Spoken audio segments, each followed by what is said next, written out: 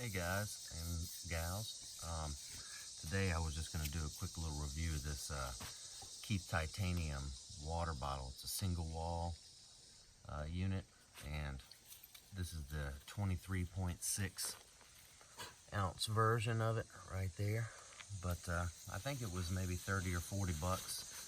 It was like an Amazon Prime deal or something like that, and I debated on it for a while because it's ridiculous for a water bottle, even though most of those double wall stainless steel hydro flasks and things like that are pretty expensive too. But I was looking for a single wall for particular purposes with lightweight backpacking, and it is kind of a luxury item. But the good thing about these is that you can put it in the fire to boil water, which is important depending on your circumstances for sure. It's kind of a backup survival item instead of your ordinary backpacking kind of camping set where you have the lid that just sits on there and it's more of a wide bottom to fit on your stove. So that's one good thing about it, is you can heat water to a boil in a fire, and I use it in the wintertime a lot on the teepee wood stoves. And I love coffee in the morning and prefer a few cups. So I like to have kind of a designated mug for that, and this allows me to heat it up by itself and then just put the lid on, and I can carry it with me. Unlike a lot of the other cups where you're just kind of forced to gulp it down real quick before you leave the campsite and get on your way. So this is kind of that's specific purpose, although it does fulfill some needs for a survival or bushcrafting type of purpose either, just because you can boil water with it. It's a single wall, so it won't explode on you or anything as long as you don't have a top on it type.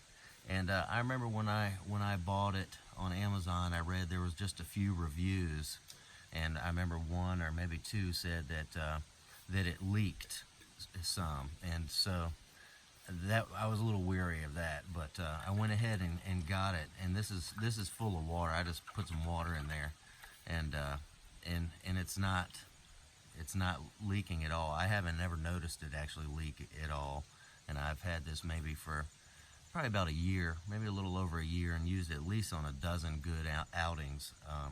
So that's one thing. And I've got this I've got the little neoprene cover sleeve that comes with it. Here, let me grab that really quick too.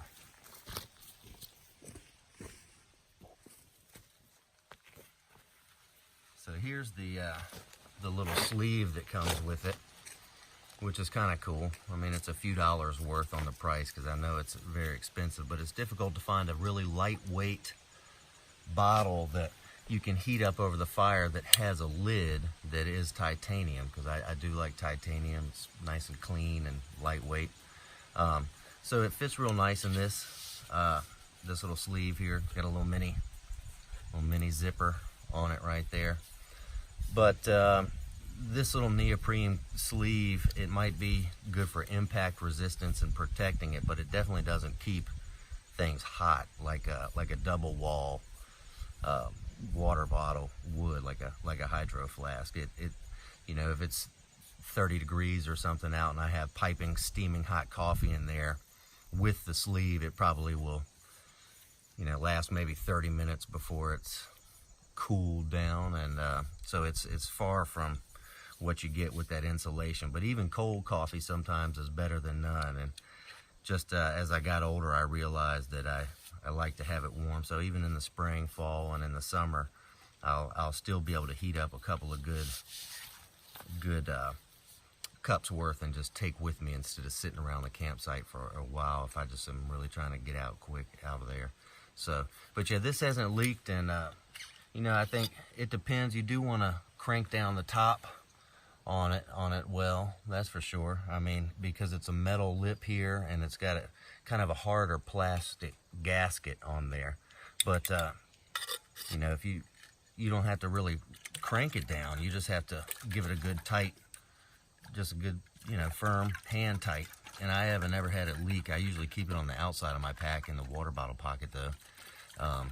So I haven't really had any trauma or anything like that with it, but it's seems to be pretty well made bottle so far, and just depending on what you're looking for, I could make it fine just with this alone in the woods, but I'll usually carry a normal 650 or something milliliter cooking pot to do dinners and things like that. But it's nice to have this separate if you're gonna mix up a drink or sip on your coffee or something while you're also using your other utensil to cook. And it's the weight, I can't remember the weight exactly, but if you're looking at buying it, I'm sure you'll check that out. It's probably maybe 3 to 5, 6 ounces or something at the most. And I don't even carry this very often, every now and then, but it does have some belt loops on the back, which is kind of neat. You could hook it up if you were just going out with this, and I don't know, but usually I just carry this by itself.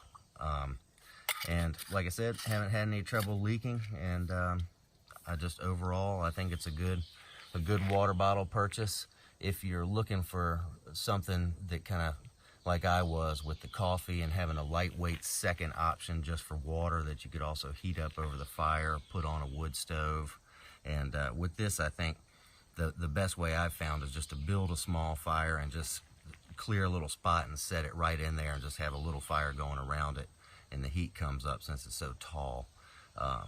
And it doesn't take too long to do that. So hopefully that'll help you make a decision. But if you're not really trying to take coffee on the go, and depending on your style, you may not need to spend the money on this. There's cheaper options that don't weigh that much more. So it's one of those things where when you got everything else kind of tweaked how you like it, then this may be something that you'd enjoy. But I thought that might help with someone trying to decide, because I've really enjoyed it since I got it, and it fits that little niche purpose for me quite well. So Keith Titanium, so far so good.